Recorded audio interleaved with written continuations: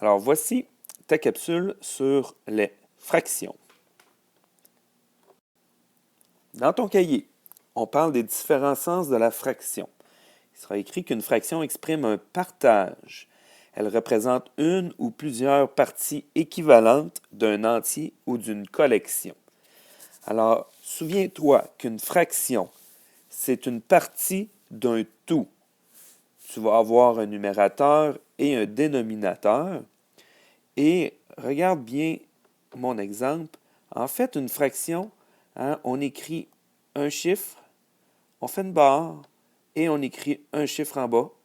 Et qu'est-ce qu'on voit apparaître? Le symbole de la division. Donc, tu le sais qu'une division, c'est un partage équitable.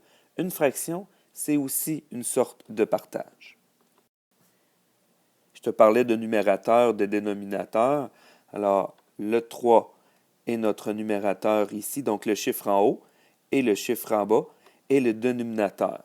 Le dénominateur nous dit toujours en combien de parties est divisé le tout, et le numérateur nous dit toujours combien de parties je prends. Il peut y avoir différentes sortes de tout. Ici, vois-tu, notre tout, c'est le rectangle. Il est divisé en 8 petits carrés. On en a colorié 3. Dans la collection ici, le tout, c'est ma collection d'éprouvettes. On en a 3 ici qui sont remplis, donc 3 huitièmes sur les 8. Et le dernier exemple, mon tout, c'est vraiment sur la droite numérique, l'espace entre 0 et 1, que j'ai séparé en 8 parties égales, et j'en ai pris 3, qui représentent 3 huitièmes.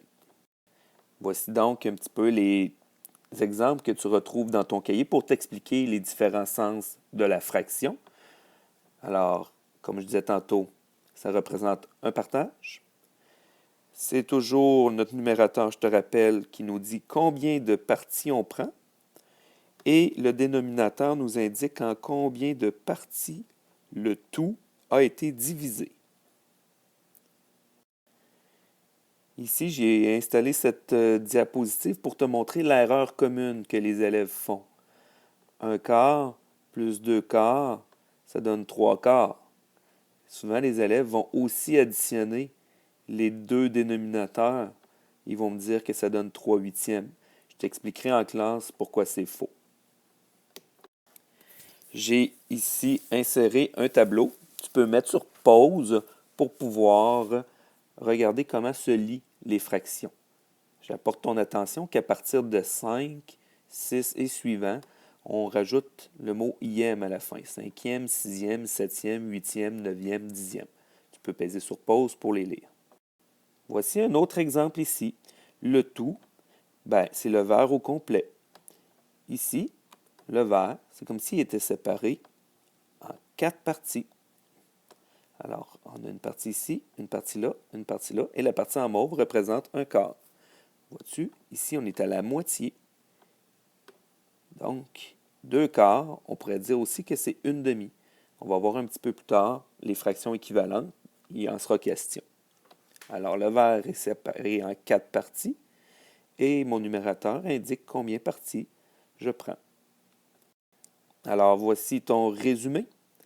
Ce qui est important de savoir. Une fraction, rappelle-toi, que ça représente une partie d'un tout. Toujours important de déterminer c'est quoi le tout.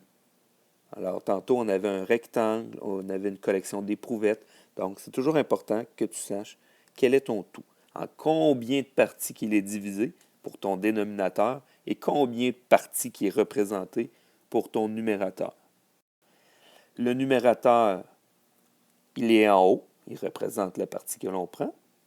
Le dénominateur, le chiffre d'en bas, représente le nombre de fois que le tout est divisé. Dans une addition ou une soustraction de fractions, le dénominateur reste le même dans la réponse. Ça, c'est l'exemple que je te parlais là, où il y avait une erreur tout à l'heure. On en reparlera en classe. Et lorsque tu lis une fraction, tu commences toujours par le numérateur. Tu peux aller retourner voir le tableau de lecture que je t'ai montré un peu plus tôt. Et finalement, les fractions, ce ne sont pas des grosses bêtes monstrueuses comme plusieurs personnes pense. Il y en a qui ont vraiment peur de ça. C'est comme le reste, ça s'apprend. Sois patient.